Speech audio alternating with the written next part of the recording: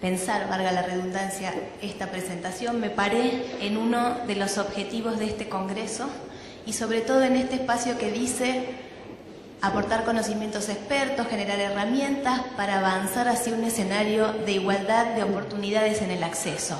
Igualdad de oportunidades en el acceso. Y entonces me hice una pregunta. Contar, como dijo Daniel, con la tecnología, con la PC, con la computadora, ahí en el escritorio.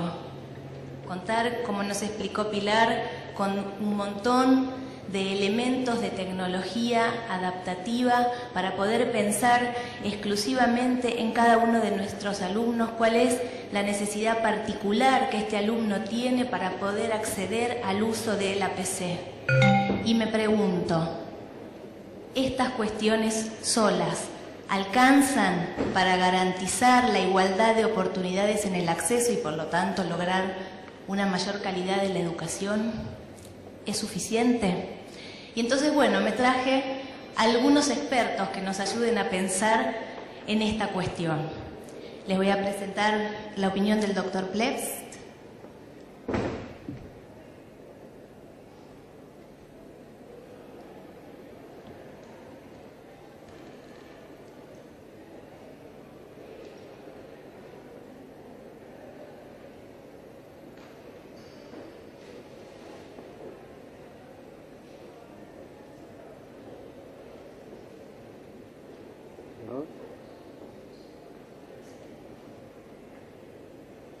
Interesante su opinión, ¿no? Creo que todos compartirán lo que acaba de decirnos y creo que esto empieza a responder la pregunta que les hacía.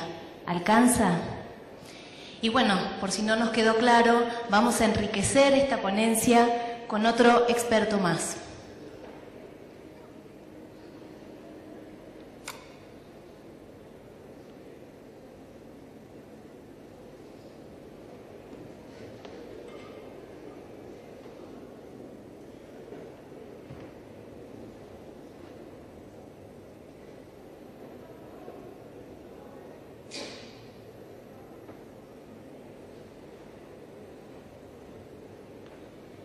También muy interesante su exposición. Creo que vamos empezando a llegar a la conclusión, ¿no? Entonces les traje algunas notas. Si quieren, preparen lápiz y papel como para poder llevárselas escritas y llevarlas, más que escritas, grabadas en nuestra cabeza cada vez que empecemos a pensar cómo hacer accesibles los contenidos que podemos trabajar en la PC. Preparen el lápiz y tomen nota, por favor. Como verán en la pantalla, cada una de las ideas fuerzas está representada con un color distinto. Obviamente, lo que está en rojo es lo más importante. No dejen de copiarlo, no dejen de tenerlo en cuenta. Obviamente, como verán, las sentencias que están en azul, en un color más suave, en un color más amigable, son las cosas que podemos tener en cuenta, pero que, bueno, no son absolutamente necesarias. ¿Tomaron nota? ¿Quedó claro? Si no quedó claro y como nos dijeron que estábamos muy apurados, les dejo mi dirección de correo. Si recibo el mail, les respondo. Bien, jugamos un poquito, nos aflojamos un poco, como para empezar a entender qué le pasa a la persona con una discapacidad, dotada de la tecnología, dotada de los accesos que necesita, de las herramientas, de la tecnología adaptativa, de los aparatos. Cuando nosotros, los responsables de producir los contenidos, cuando los otros, en otras aulas, en otras escuelas, en donde no hay personas con discapacidad, piensan esos contenidos sin pensar en un alumno que no conocemos, en un alumno al que no conocemos sus necesidades. Tenemos que empezar, creo que Daniel hablaba un poco del cambio de la cultura, tenemos que empezar a entender que ese alumno ideal, modelo, que alguna vez alguien nos metió en la cabeza, no existe más. Tenemos que pensar en la diversidad de alumnos que podemos tener enfrente, porque los canales de comunicación tienen que ser accesibles, porque si no la información, para algunas personas, se pierde en el camino. Y no solo la información y no solo lo que queremos comunicar, sino también los recursos de aprendizaje que ponemos en juego. Antes de poner en juego un recurso de aprendizaje usando la PC, nos tenemos que hacer esta pregunta. ¿Es el recurso para el aprendizaje digital que elegí accesible a todos y todas los estudiantes? Y ustedes me podrán decir, bueno, yo trabajo en la escuela especial, trabajo con alumnos con una discapacidad auditiva, ¿para qué me voy a poner a pensar en eso que dijo Pilar de los lectores de pantalla?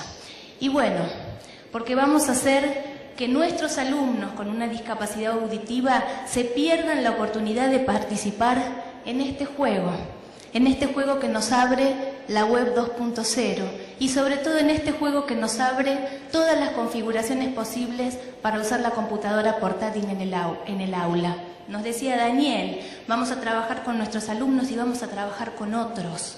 Entonces aún a nuestros alumnos con una X discapacidad tenemos que enseñarles a pensar cuáles son las necesidades de esos otros alumnos para que puedan trabajar en red, para que puedan trabajar generando experiencias de trabajo colaborativo.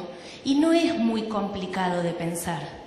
Vuelvo a insistir, lo que tenemos que romper es esa imagen de ese alumno ideal que creemos está ahí del otro lado. Y Daniel también hablaba de esta situación particular que nos trae la PC que el alumno se lleva a casa.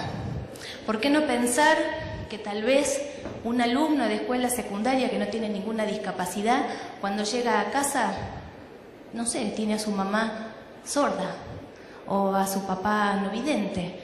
¿Y por qué no empezar a enseñarle a usar estas herramientas? Porque también el día de mañana puede ser que trabaje con un compañero ciego en el lugar de trabajo y está bueno que todos empecemos a pensar en todos. Entonces, estamos hablando de que los cambios importantes que causan las tecnologías no son por la tecnología misma, sino por el cambio de ideas, por el cambio de las prácticas, por el cambio de la cultura. Porque la escuela,